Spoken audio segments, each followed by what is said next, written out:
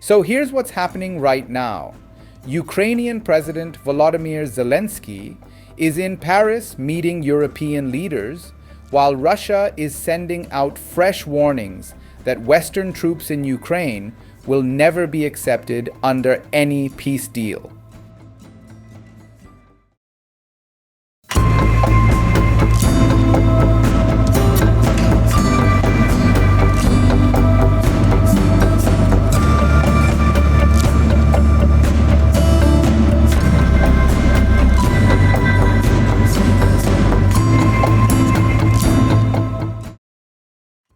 US President Donald Trump is set to join these talks by phone, and he's already pushing back against claims that his administration isn't doing enough to pressure Moscow. It's a busy week for diplomacy, and the stakes are high. Let's break it down. On Thursday, Russia's foreign ministry once again drew a line in the sand. Spokesperson Maria Zakharova said Moscow would not accept the presence of any Western troops in Ukraine, not during the war, and not as part of any peace deal afterward.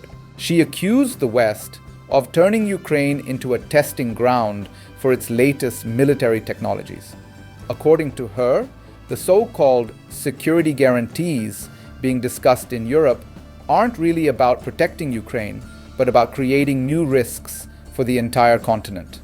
In short, Russia sees Western involvement as provocation, not protection. Meanwhile, Zelenskyy arrived in Paris for key meetings at the Élysée Palace. French President Emmanuel Macron welcomed him, along with other European leaders, the so-called Coalition of the Willing.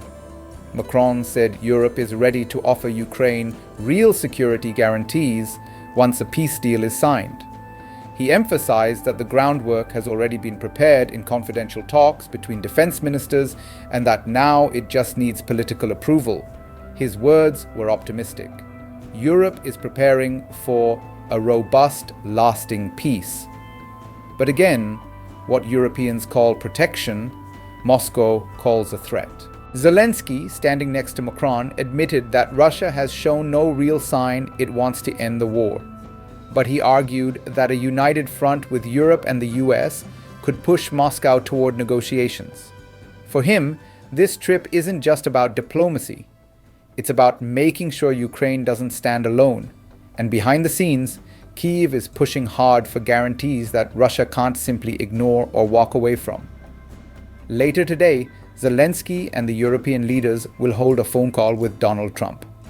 Now, Trump has faced criticism for what some see as a lack of action on Russia, but on Wednesday he defended his record, pointing to new tariffs, a 25% tax on all imports from India.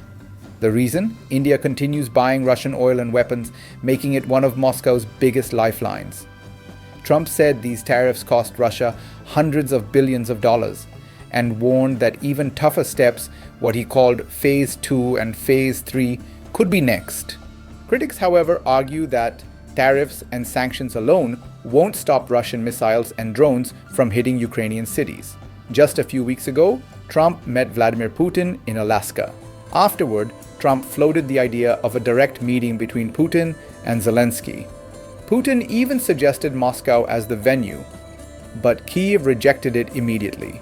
Ukraine's foreign minister called it knowingly unacceptable. When asked if he had a message for Putin, Trump kept it vague. He knows where I stand. If we're unhappy with his decisions, you'll see things happen. So here's where things stand.